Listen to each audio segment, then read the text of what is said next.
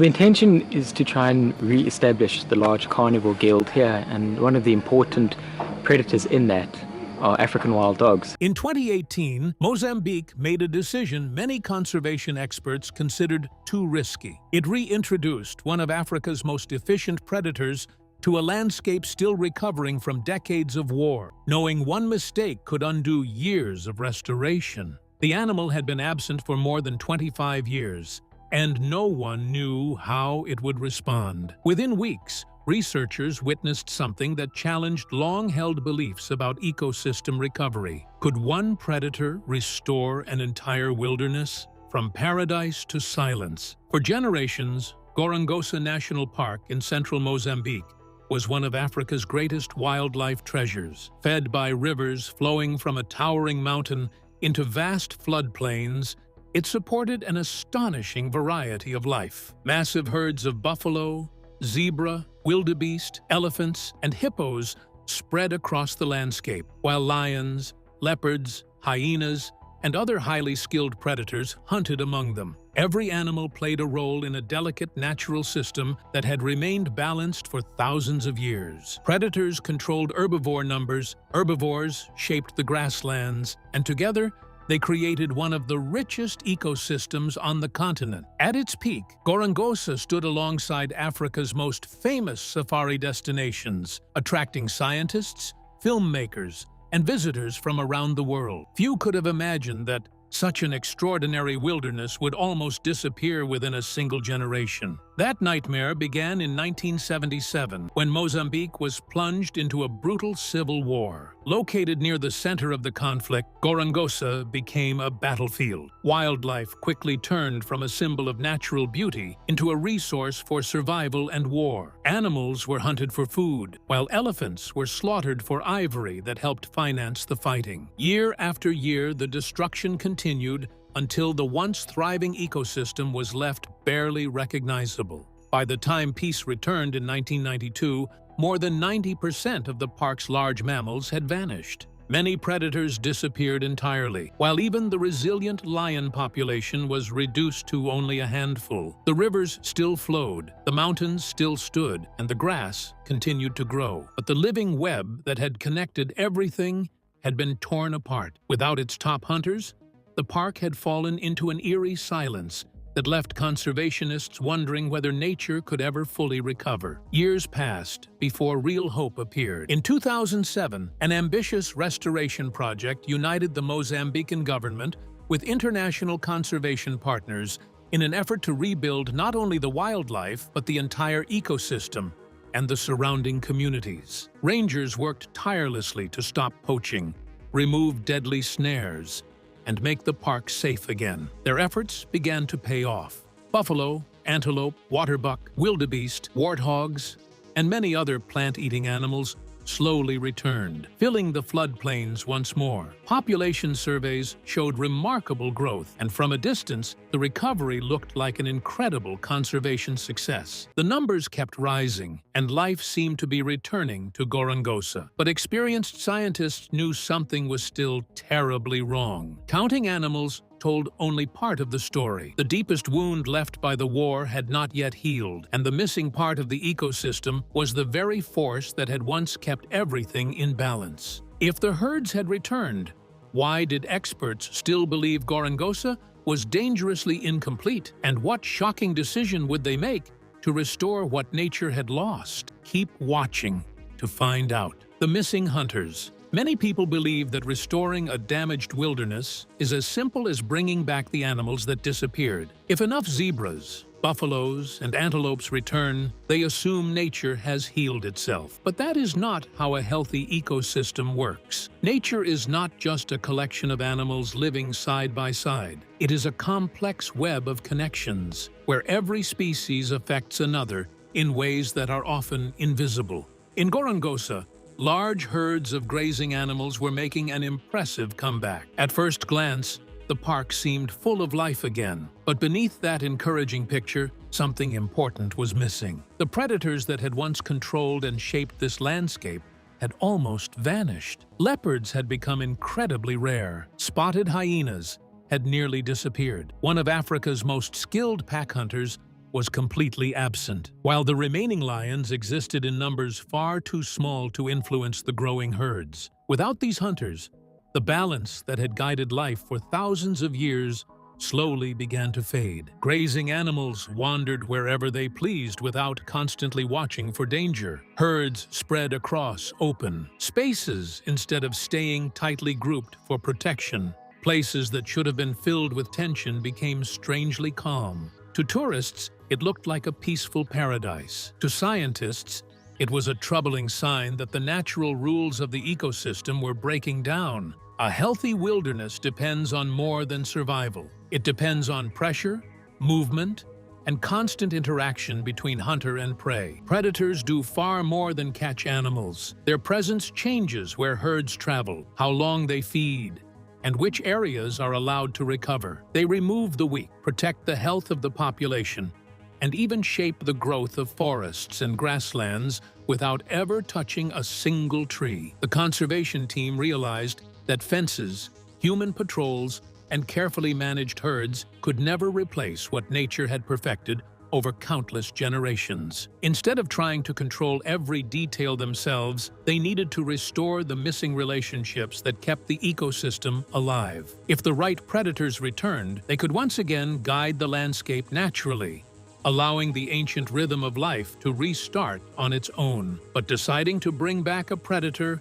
was only the beginning. Choosing which one should return first and releasing an animal that had been gone for decades would become a bold decision that few expected. But why was this particular predator feared more than almost any other, even by the people trying to save it? Stay tuned, because the answer changes everything. The ultimate predator. The mystery animal at the heart of this remarkable story is not a lion, a leopard, or even a crocodile. Instead, it is a hunter that many people know very little about, despite being one of the most skilled predators on Earth. Meet the African wild dog, also known as the painted wolf, because of the beautiful mix of black, brown, white, and golden patches covering its body. No two animals share the same markings, making every single one as unique as a human fingerprint. At first, calling the African wild dog one of Africa's most dangerous animals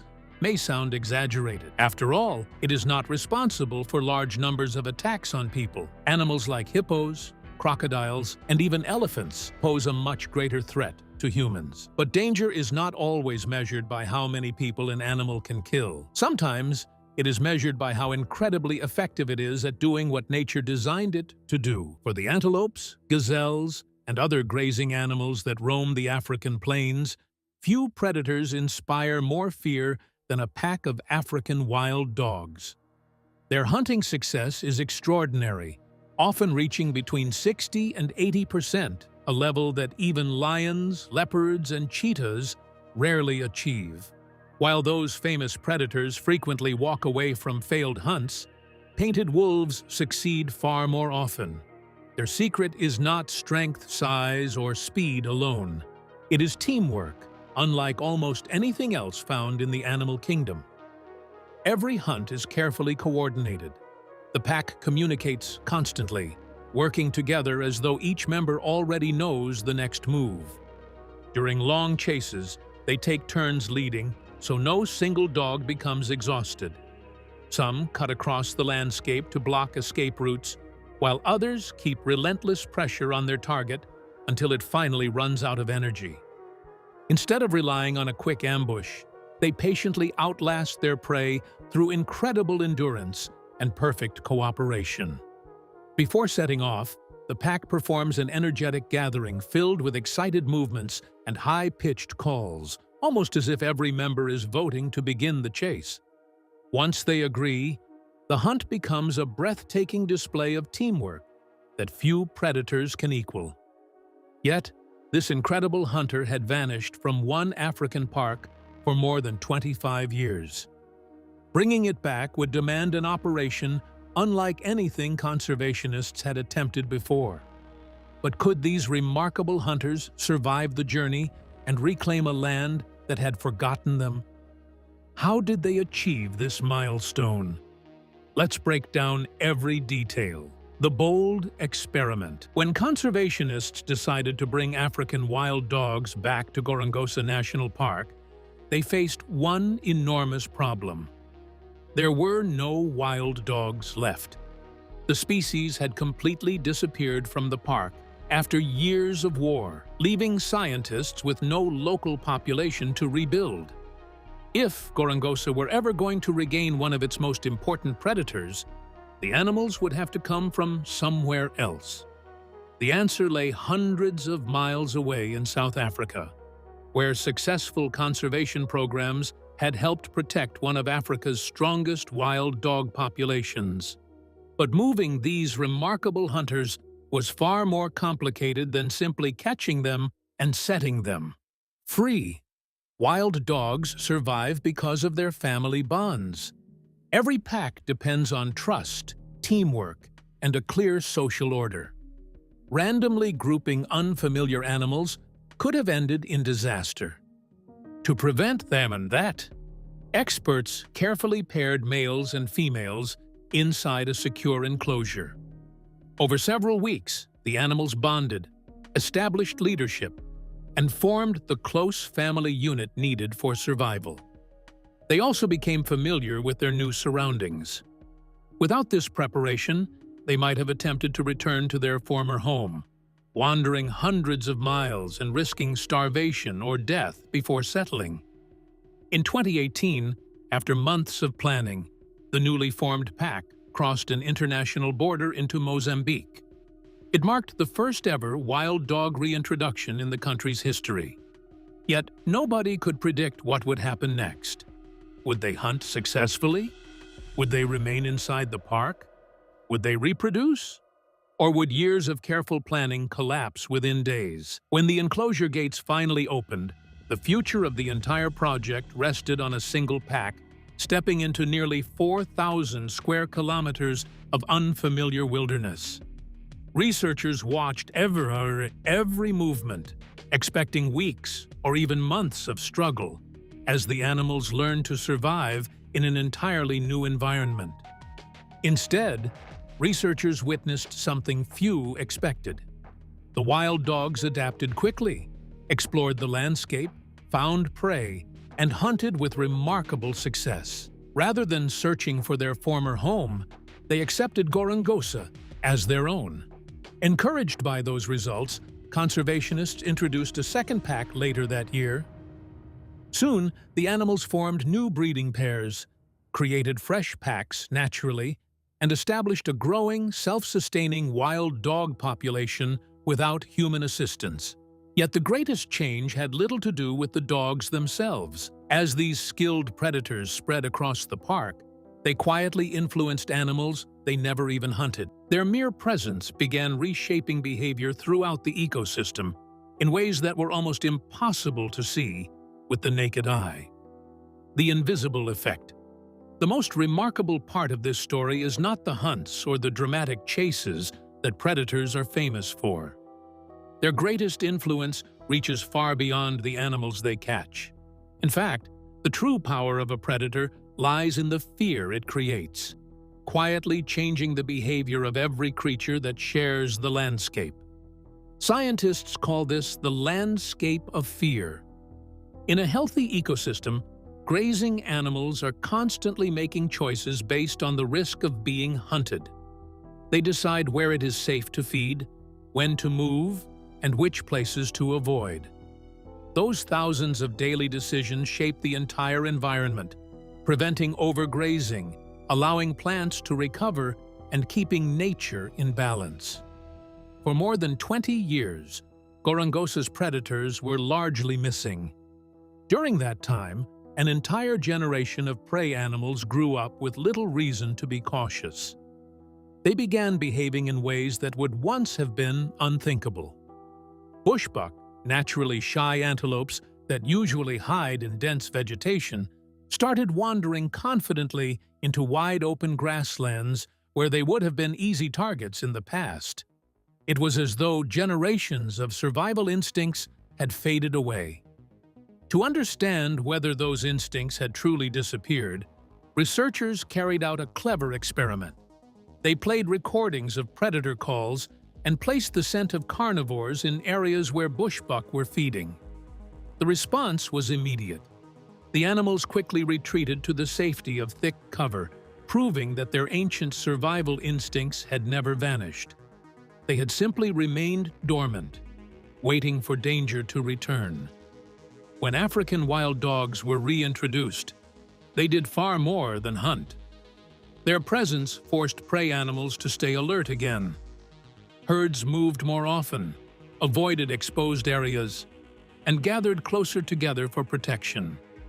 These simple changes spread across the ecosystem like ripples in water. Grasslands that had been heavily grazed finally had time to recover. Vegetation grew stronger, the soil became healthier, and countless other species benefited from the renewed balance. The return of just a few predators restarted natural processes that had been silent for decades, proving that changing animal behavior can be even more important than changing animal numbers. But could a handful of predators truly transform an entire ecosystem? Stay with us to find out. A comeback by numbers. After more than 2 years of careful monitoring, scientists finally had enough evidence to answer the question everyone had been asking. Has the return of the African wild dog worked? The results left little room for doubt. It had been an overwhelming success. The newly released dogs adapted quickly to their new home. They explored vast areas of the park, settled into suitable territories, and hunted the growing herds with remarkable skill. Even more encouraging, the original packs did not remain the same. Just as healthy wild populations should, they naturally divided, formed new groups, and spread into the different parts of the landscape. This showed that the animals were not merely surviving, they were rebuilding a thriving population. Then came the moment conservationists had hoped for. Pups were born in the wild for the first time in more than 25 years. A species that had completely disappeared from the park had officially returned. What had once been a population of 0 had become the beginning of a new generation. Researchers also discovered something even more exciting. Large sections of the park remained untouched by the growing packs, meaning there was still enormous room for expansion in the years ahead. This victory reached far beyond the borders of a single national park. Across Africa, the African wild dog remains one of the continent's most endangered large predators, with only a few thousand adults surviving in the wild. Every healthy pup born in Gorongosa became another small but meaningful step away from extinction. The park was no longer just recovering its own wildlife, it was helping secure the future of an entire species. Yet the painted wolves were never meant to be the final chapter. They were only the beginning of a much bigger restoration plan. As confidence grew, other missing predators followed. Leopards were carefully reintroduced to reclaim territories they had lost decades earlier. Spotted hyenas also returned, restoring an animal that not only hunts, but also cleans the landscape by feeding on carcasses that might otherwise spread disease.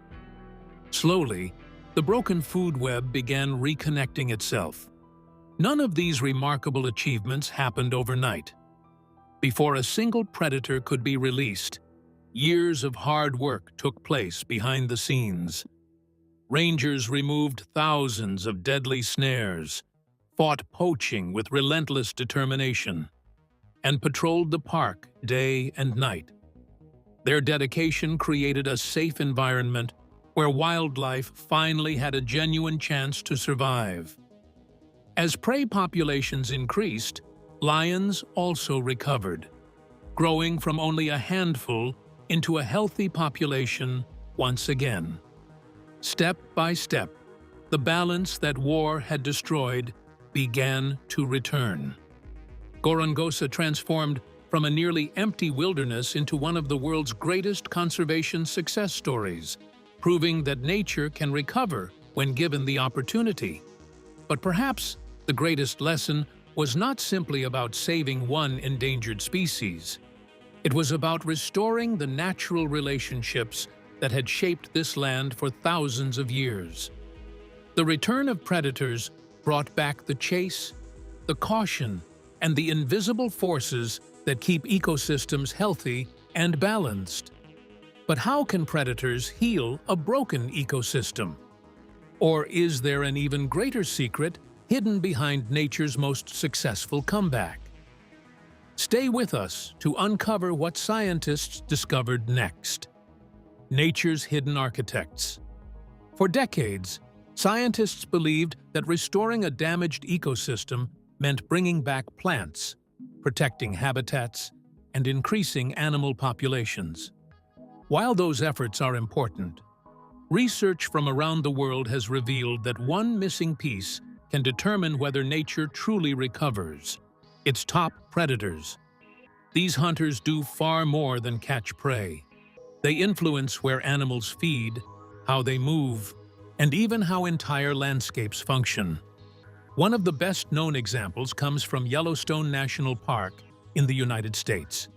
After wolves were reintroduced in 1995, elk changed their grazing habits, avoiding certain valleys where they were more vulnerable. As a result, overgrazed trees such as willow and aspen began growing again. Healthier vegetation stabilized riverbanks, created habitats for birds, and even benefited beavers, whose dams supported fish, amphibians, and countless other species. A single predator triggered changes that spread throughout the ecosystem. Scientists witnessed something remarkably similar in Mozambique's Gorongosa National Park. After decades without African wild dogs, many prey animals had become unusually bold, feeding freely across open landscapes with little fear. When the wild dogs returned, they did not simply reduce prey numbers. Their presence encouraged herbivores to stay alert, move more often, and avoid risky areas.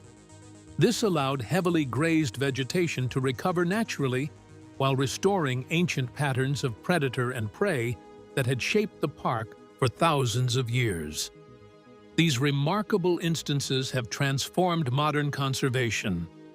Rather than controlling every aspect of nature by hand, scientists are increasingly restoring the species that once kept ecosystems in balance, allowing the natural processes that evolved over millions of years to heal the land from within. So, do you think more endangered predators should be reintroduced to repair damaged ecosystems? Share your thoughts in the comments below. Don't forget to like and subscribe.